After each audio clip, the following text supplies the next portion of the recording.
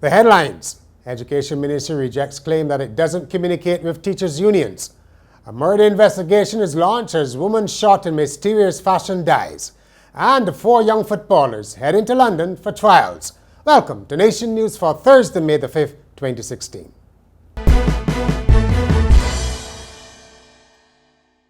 Thanks for joining us. The Ministry of Education seems to be at a loss to understand what the Barbados Union of Teachers wants to talk about or what more talking the union wants to do.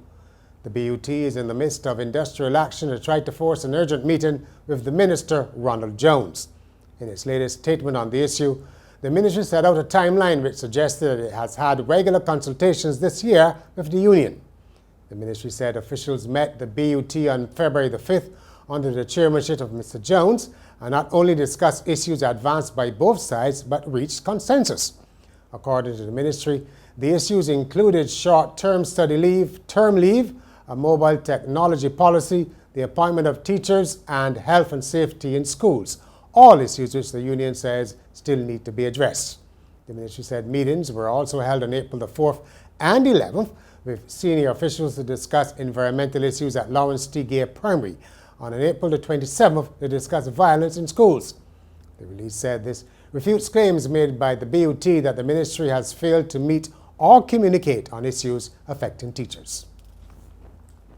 A secondary school principal says he gets upset when students as a whole get branded negatively as a result of the improper behavior of a few. Dennis Brown of Grantley Adams Memorial cited the disappearance of 5 girls from the school back in February to emphasize his point. Mr. Brown said he was brought almost to tears when a student who was not among the 5 told him how people had spoken to her following the episode. One young lady came to me, she said, "Sir," almost to tears, she said, "Sir, you know that this is a young lady who is Christian, like goes to Sunday school every Sunday morning. She works very hard at her academics, very positive, decent child.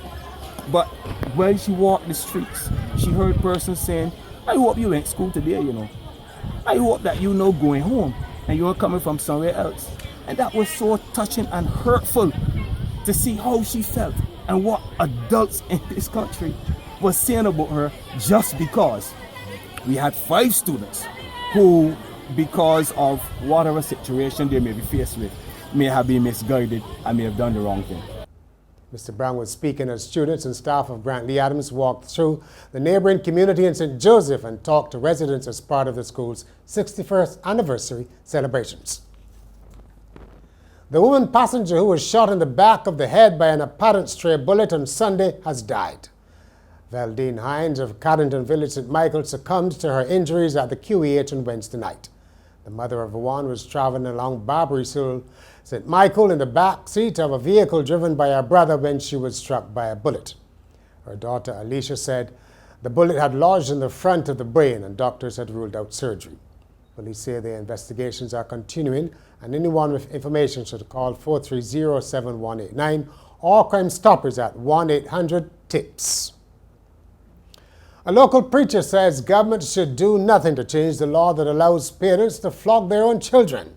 Destiny Cadogan of the Kingdom Culture Church was speaking at the start of a conference on marriage and the family on Wednesday night. She said the country needs to hold on to flogging because it is based on biblical teachings. However, she cautioned against abuse in its use.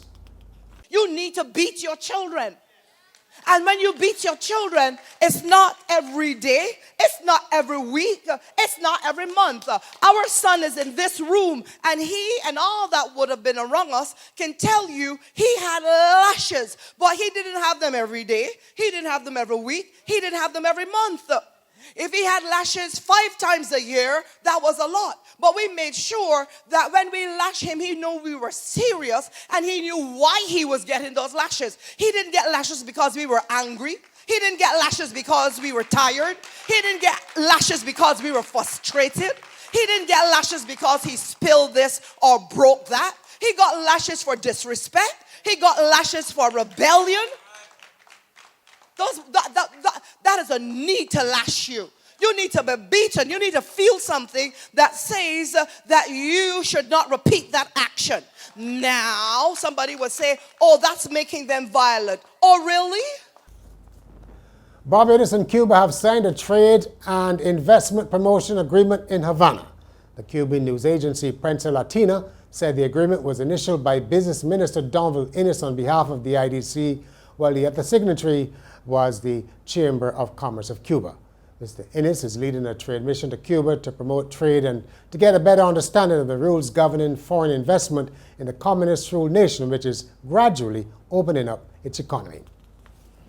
The Culture Minister wants banks and other financial institutions to offer more support to the cultural and creative industries, such as film, art, crafts, designer fashion, music, publishing, and the performing arts. Stephen Lashley was speaking at an investors' breakfast forum organized by the Cultural Industries Development Authority.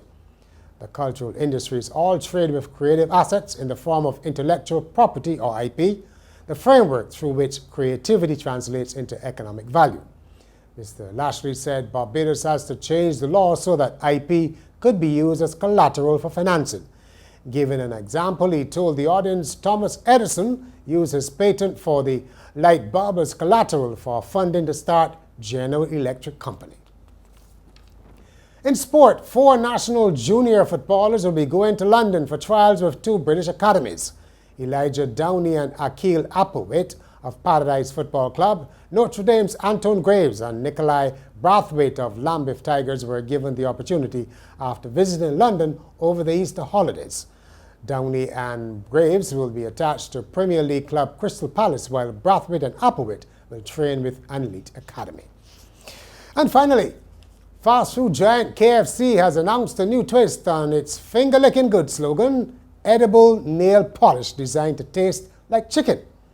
The chain's ad firm Ogilvy and Mather worked together with spice company McCormick, the source of KFC's legendary 11 secret herbs and spices, to create nail polish that tastes of original recipe and hot and spicy chicken. The nail polishes are currently being marketed exclusively in Hong Kong, so don't look for them in Barbados. To use, consumers simply apply and dry like regular nail polish, and then lick again and again and again. Well, that's what KFC said in a news release. And that's Nation News for Thursday. For more news, log on to nationnews.com and follow us on YouTube, Facebook, and Twitter. And remember to pick up your Weekend Nation on Friday or subscribe to our e-paper.